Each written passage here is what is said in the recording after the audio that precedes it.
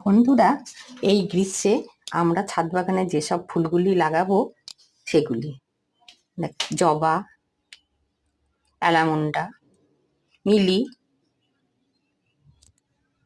মিলি ফুল গাছ খুব ভালো লাগে। খুব কম যত্নের গাছ, জল না দিলেও চলে। আকন্দ আকন্দ ফুলও জল না দিলেও চলে। নয়নতারা,